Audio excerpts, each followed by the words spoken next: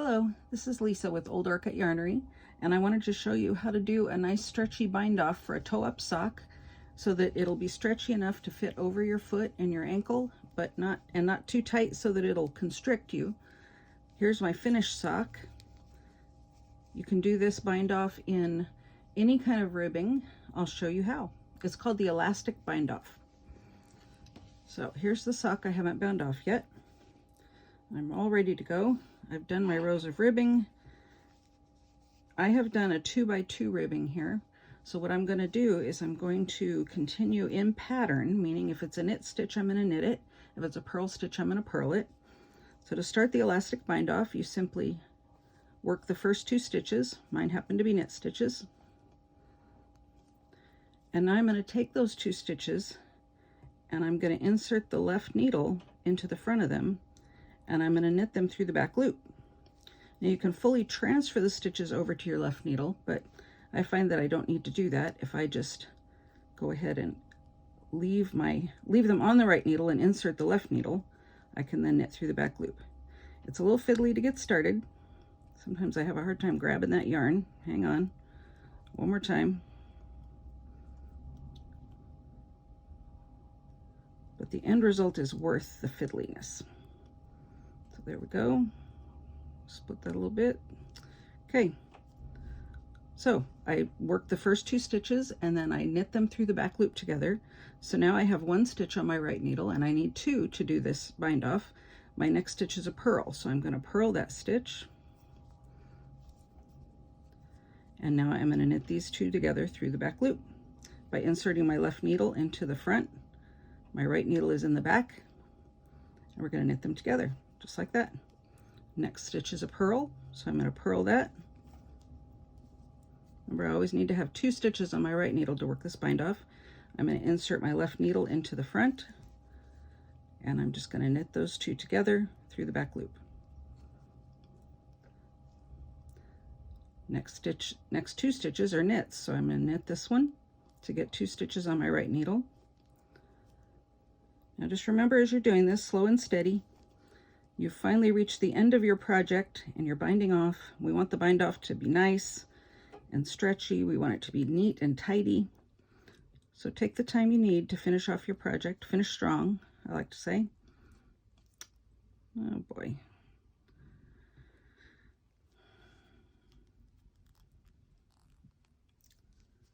And trust me, once you get going, it's easier. The first several always seem to be a little trouble. We'll get it through. There we go. I have 1 stitch here, so I'm going to knit the next one. And I'm going to knit them together through the back loop. And what this does is it's putting just that extra bit of yarn in there that provides the extra stretch. Here we can see the bind off beginning to be formed. It's nice and stretchy. We're going to do that all the way around. When we get done, I'll show you how to finish it off. All right, I'm on my last couple stitches of my bind off here. Just wanted to remind you, do yourself a favor, and if you do your bind off fairly loosely, it'll make it a little easier as you're trying to knit those 2 stitches together through the back loop. If you get too tight, it makes it harder to pull the yarn through. So just take it slow and steady. All right, my last 2 stitches are purls in my case because I did a 2x2 rib. So let me finish off these last 2, and then I'll show you what to do at the end to help the top look a little more tidy. 1 more. Knit those 2 together. Okay. Then I'm going to go ahead and break my yarn. And I'm going to pull that through just like normal. The end of a work. Bind off that last end. Well, easy as that, right? Okay, so we're going to pull that through. I'll just do it this way, it's easier. All right, now what I want to show you is you've got this little bit of a jog here. Here's where I started my bind off, and here's where I ended my bind off, and that doesn't look very pretty. So we need to weave in this in anyway.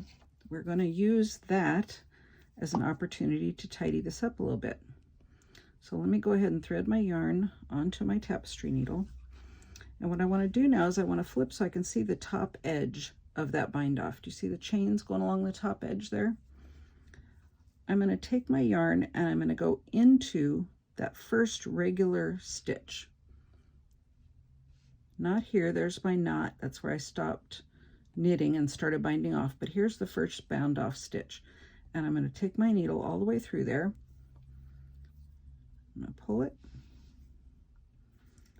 kind of snug it up, and I'm going to go back through the last stitch I bound off, but what I want to do is I want to come down through the one leg of it.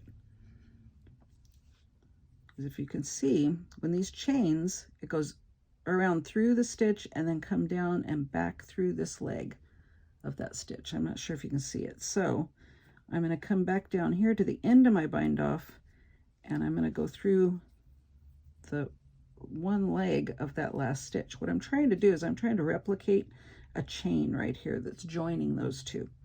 So I brought my yarn up. Since it was on this side, I brought it up through the first stitch I bound off, and then came back down and through the one leg of the last stitch I bound off. And I'm just going to kind of snug it up a little bit. Take this through to the inside just randomly. And I'm going to pull on that. And now you can see that that looks a lot more even. Still a little bit of a jog there, but nobody's ever going to notice that on your leg. And then I would just go ahead and weave in my yarn like normal on the inside. Wash and block my socks so I can take a pretty photo for Instagram, and then I'll get to wear them. So this was our toe up sock class that we just had. We used the Turkish cast on. We then did increases, knit the foot of the sock, did some calculations to determine when to start the heel. We did a fish lips kiss heel, which is a short row heel. Then we knit the leg of the sock however long we wanted it, did some ribbing at the top, and then did our elastic bind off. Good job. Can't wait to see your socks. As always, you can call or email me if you need any help. Thanks.